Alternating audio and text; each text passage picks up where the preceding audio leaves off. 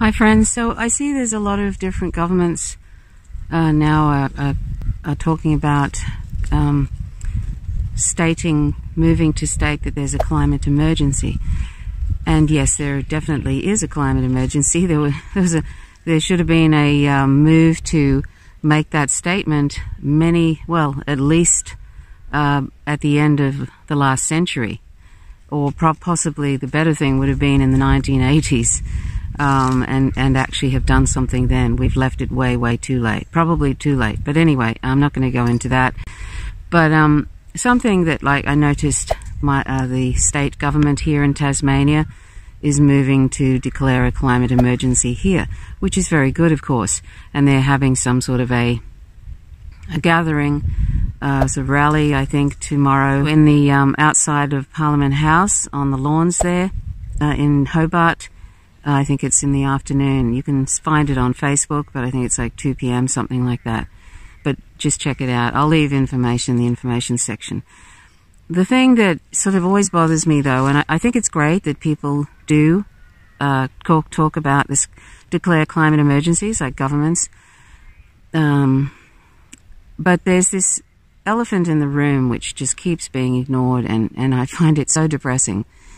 And you know, if you've watched my channel, you know what I'm going to talk about. You know what I'm going to say. I'm not going to actually talk about it much, but something that I sort of feel that it's just it's overlooked and it's ignored because it's convenient for nobody's willing to tackle it.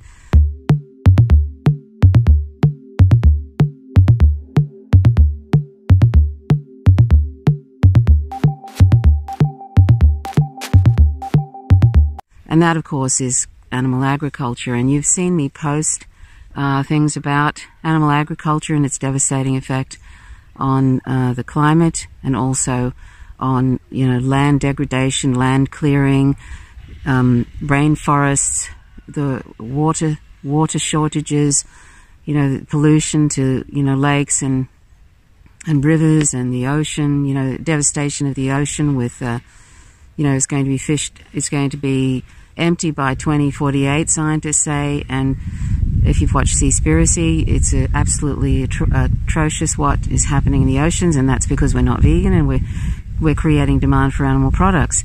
And all the other stuff that's happening in relation to animal agriculture is because we're not vegan and we're creating demand for animal products. It's not these industries, it's not the large trawlers that are the problem. It's not, it's not farmers and their cow herds or any of the different animal farms. It's not just cows, it's not just dairy and beef in quotes. It's all kinds of animal agriculture. And it's not all the soy farming that happens to feed the animals in these large feedlots, which is a major problem too. And also the amount of fish that's fed to fish and to other animals in these large animal feedlots and so forth. It's an absolute incredible cluster mess. It's so crazy what we're doing in relation to animal agriculture, just having animal agriculture on the planet like this, particularly when we don't need animal products at all to survive, and we can easily meet all our nutrition requirements from plants and other animal sources. So all of this is just totally unnecessary and really just for our taste buds, really. And since a plant-based diet is so delicious and so healthy for us, and you can make all sorts of things, in fact, it's like, why are we doing this? Because it's some sort of tradition or convenience or habits or, and I know that the governments are making absolutely billions and billions and billions of dollars, but we can actually change that, and we can make profits in other ways. There's a load of things we can do. Plant-based, plant-based is going to bring in a lot of money as well. And it's also going to save the planet. And most importantly, we're not going to be killing 1 trillion land and aquatic animals every year for trivial reasons. So when I see this sort of thing happening, when I see, these climate emergencies being declared, and there's absolutely no mention of animal agriculture, and including the fishing industry and all of that, it makes me despair, because I just sort of think, well, we're not really serious we're not really serious. And I'm going to show you those two memes that I always show about the largest research to date, 40,000 farms in 114 countries, from farm to fork, 90% of all the foods that we're eating. The conclusion to that largest study to date was that a plant-based diet is the most beneficial thing we can do. And, you know, to not only address the climate, you know, eutrophication and acidification of the oceans and the forest clearing and all of that. It's far, far better than, they say, than driving electric cars or anything like that. It's the thing that we should be doing. That's what the largest study to date said. And yet, everybody's referring to this intergovernmental panel as if they're so conservative. And they have been mentioning meat and dairy, the meat and dairy industry, and cutting back, this sort of cutting back business. As a vegan, I don't believe in this cutting back thing because they're sentient animals and we don't have the right to use them. But cutting back, just say 7 billion people decide to cut back. That's still going to be a lot of animals still being in use, a lot of all the dreadful things that happen, all the dreadful land clearing and all of that. Everything that's bad about it, and there's so much, is still going to take place. That is not a solution, cutting back, or meat-free Mondays, or fish-free Fridays, and all that nonsense, which is morally inconsistent. You know, if you think something's wrong, which as a vegan, I think all animal use is wrong, but cutting back is not going to, it doesn't cut it, basically. But I just despair when I see, you know, these declarations of climate emergency, and there's absolutely, animal agriculture isn't even on the radar, and yet it's a massive problem. It's massive. Read that report that I've referred to and given you a couple of memes about. Just read it. It's massive. And we all need to go vegan. This planet needs to go vegan. It needs to go vegan first for non-human animals because they're sentient and they just have the misfortune of being born on the planet with us. We've just decided because we can, we've enslaved them and used their bodies and taken their children and impregnated them, and we've done atrocious things to them, and we keep doing atrocious things to them, and they die by the trillions every year. These are sentient animals, you know. And then there's just what we're doing. It's totally unsustainable, and it's got to stop. I keep saying this, and I'm sorry. I'm sorry that, you know, whoever watches this and you're totally on board with this. I'm sorry. This isn't really directed at you. It's directed at anybody who keeps thinking that that's something you can do down the track because you don't want to be bothered changing anything in your life. It's much easier to say, look at the fossil fuel industry, look at the fracking industry, look at capitalism, yada, yada, yada, yada, and point outwardly at things. But you know that saying, everybody wants to change the world, nobody wants to change themselves? Well, I see it over and over and over again. Every time this issue comes up, mostly every single person I know on the left, otherwise very intelligent people, just pretending this isn't an issue, just ignoring it. At best, ignoring it. You know, it's sort of frightening, really. I feel like sometimes I'm in that movie, you know, the body snatchers, you know, or pod people, you know, where people are just they've just become sort of, all their senses have been taken away from them, and they, you know, it's like, it's one of the things that really makes me, I've said this before, it makes me think our species is too stupid to live because we appear to value our palate pleasure over our own survival and the survival of pretty much all the other species on the planet, because animal agriculture, you can see from that largest study, the sixth mass extinction, it's directly causing the sixth mass extinction. And all of us who wring our hands about the sixth mass extinction and look at the polar bears and look at the 200 species going extinct every day and look at all those aquatic animals that are being caught up in fishing nets or dying from acidification, or the oceans are warming up and it's destroying whatever, and the dead zones in the ocean, all of that, the whole thing, or the oceans are going to be empty by 2048. People wringing their hands about the Amazon rainforest being cleared when 1 acre every, I think it's either a second or a minute, is cleared for animal agriculture or for soy to feed animals in those large feeding lots. All of that, we're all responsible for that if we're not vegan. So I I don't like to I mean this when I say I'm totally urging everybody who is not vegan and who keeps making excuses, saying that that's something that's some sort of personal choice. So, you know, as if it's, you know, well, these are all important issues, the fossil fuels and all of that, and the coal and all of that. But this veganism thing is some sort of personal choice that really isn't that important. You can do it, or you don't. Maybe cut back a little, you know, but it's not important. That sort of thing is just BS. We have to stop that. We have to stop that. It's BS. It is more important in some ways than these other things. And we could do that right now. We don't have to wait for the Scott Morrison government to wake up, because they're not going to. We don't have to worry for the Labour. If there was a Labour government, they probably would still be dragging their feet. It doesn't matter what government is in. They're all kind of beholden in some ways to these old, outdated industries. And they're beholden to corporations. In America, in the US, it's an inverted totalitarian state. Look up Sheldon Wolin.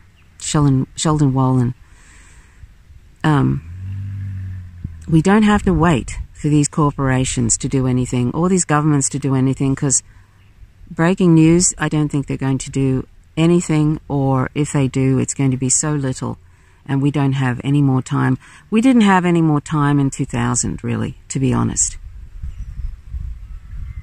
And so we have to actually do what we can, and what we can do, not only for ourselves and for our health and for the planet, but for other animals who are living on this earth. They're fellow earthlings with us, and we never had the right to enslave them and kill them. It's ridiculous what we've done to them. We never had the right to do that. And so we need to be vegan, because that's something that we all can do. We don't need anybody's permission to do it. We can do that right now. It doesn't matter if you're in a group of people and they all can't be bothered. You can do that right now. Or if you're in a family and they're just sort of going poo-pooing the whole idea, you can be vegan right now. But there are millions and millions of vegans on the planet now. We need a lot more, though. We need the whole planet to go vegan and take this seriously. And it will be a fantastic thing. Imagine the peace. Instead of, you know, literally 200 million plus animals every day are tortured and killed for these trivial, ridiculous reasons, and we don't need any of these products to survive. How insane is that? 200 million plus, and that's not including the aquatic animals. That's probably 4 times the amount or more. Every single day, in 24 hours. That's thousands every second. That's all for unnecessary reasons. So can't we just abandon this? We can. I had the most fantastic breakfast today. You know, it was scrambled tofu, and it was all sorts of things on the plate. It was a late breakfast. It was fantastic. It's so yummy. It's so yummy. Plant-based diet is so yummy, and it's so healthy. It's so healthy. You can reverse diseases with it, because a lot of the diseases, particularly the major ones like diabetes and heart disease and cancer and all of that, are directly caused in many ways by the amounts of animal products that we consume. They just don't belong in our bodies. We don't have this sort of the biology to deal with it. And if you look up nutritionfacts.org, you can find out why that is. That's a science-based nutrition site where they go through all the nutrition journals and medical journals and so forth, and they get all the latest studies and they put it together, and then they release it in short videos. Check that out. You'll find out how these animal products just do not belong in our bodies. May your food be thy medicine. That's so true. A plant-based diet is like medicine every day. I try to incorporate various things in my diet every day. I'm looking a bit bedraggled today for some reason. I think I've, after that unfortunate result in the election, I think I felt a bit depressed, and so I'm looking a bit bedraggled. But generally speaking, I'm actually incredibly healthy. I don't get flus in the winter. You know, I'm generally, I don't want to jinx myself, but I'm actually quite healthy. Somebody of my age is usually on lots and lots of medications. You know, being sorry to keep mentioning my age, but it always seems relevant to different things. But, you know, I've been on the planet almost 6 decades, and most people who are my age are usually on lots of medication. They usually have high cholesterol. They usually have high blood pressure or whatever. I could lose a few pounds for sure. But, you know, I'm actually fairly healthy. And that's what a plant-based diet can do if you've got a balanced plant-based diet, not eating vegan junk food, and there's more and more vegan junk food out there.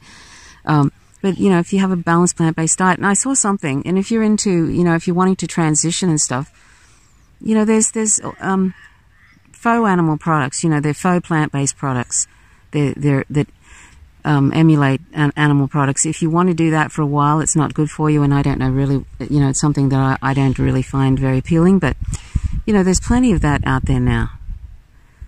And there's even somebody's made something that was called Just Eggs or something. It's in Chicago, and it's actually made out of mung beans, and apparently it tastes just like eggs when you mix it up. It's just like eggs. And I mean, eventually more and more of this stuff, if people want their animal products, and I find that I lost an interest pretty much straight away after I became vegan, particularly when I know what they were related to. So I'm not interested particularly in the taste of it, even in a plant-based thing, right? But there are people, you know, who sometimes they want to cling to that for a while, or maybe even longer. Well, there are things like that are coming out all the time. Complete, you know, like things that are sort of emulate those products. If you want that, fine, you know, quite well. So I think in about 10 years' time, if we're around, even in about 10 years' time, we will be, but you know, we won't be if this keeps going. You know, there'll be so many, if you need to have replacement products for different things, there'll be so much out there, because you know how capitalism is. They, you know, the more people who are interested in moving away from animal products, the more they'll create supply for that. So there's lots and lots of companies now, and huge companies too, like massive companies that have realized there's more vegans on the planet, and also there's more people who want to move away from animal products. And so they're creating a supply of different things that are like replacement things. But as I say, you don't need to do that. I make things from scratch, and they're out of whole foods and stuff, and it's fantastic, you know, and there's all kinds of delicious things you can make, you know, different cultures, different ethnic cuisines and stuff. There's so much that you can do. It's never ending. Have you seen how many gazillions of YouTube channels with the, you know, people cooking plant-based stuff? I mean, you couldn't possibly get through all those recipes. It'd be lifetimes it'd take to get through the amount of vegan recipes there are. So anyway, please consider it. Please, I just think it's so important. We have to stop ignoring the elephant in the room. We have to stop. This has to end being the other inconvenient truth. This is the other inconvenient truth. The thing that Al Gore, way back when he did that, The Inconvenient Truth, he never barely mentioned animal agriculture, and everybody plays it down. Even alternative news like Democracy Now, you know, they might mention it once in a blue moon, and they just focus on fossil fuels and all of that, and coal and all of that. You know, and that's really terrible, because we really can't afford to be doing that anymore, pretending like that's something that we can do down the track, or it's not important, or these other things are more important. Like I say, I don't see governments. In fact, the Trump administration is going the other way. He's undoing all the environmental stuff. In fact, he actually there was a report that Noam Chomsky said he said it was the most astonishing thing he'd ever seen, one of the most astonishing things he'd ever seen, where there was a transport industry letter came out saying basically that because everything is sort of so far gone, why don't we just forget about emissions, you know, and just let it go, you know, sort of not have any caps on anything. That was something the Trump administration put out a couple of months ago.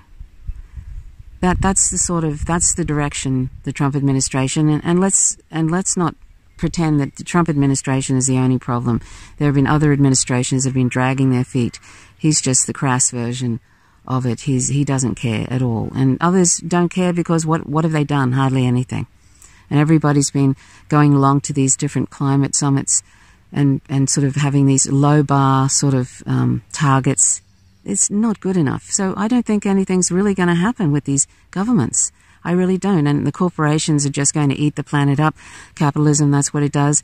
It's inextricably entwined with imperialism, and it's just going to eat the planet up until there's nothing left. So it's up to us. We can keep pushing to end those things and to go to renewables and all that kind of stuff, right? But we can chew gum we can walk and chew gum at the same time. We can be vegan and we can do those things. So let's do that, shall we? Let's stop making excuses and blaming capitalism for it.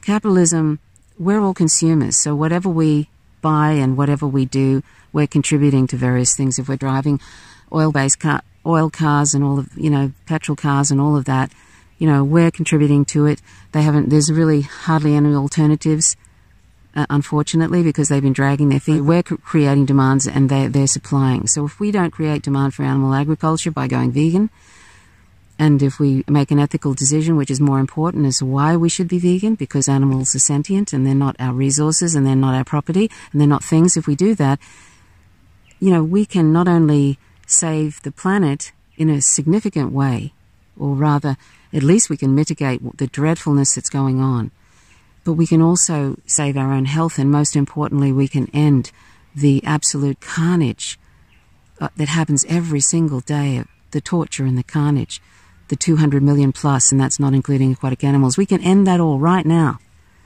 if we go vegan. So please go vegan. And I do vegan videos fairly regularly. I try to. And I do vegan education every day, but I do these videos probably once a fortnight. And if I try to do them more, I'm going to try and do them more often because it's really important. So please go vegan, and thank you so much for watching. Please hit the subscribe button if you like the content. Please click the notifications bell, otherwise you don't receive updates. Hit the like button if you like it, and also leave comments. I always appreciate your comments.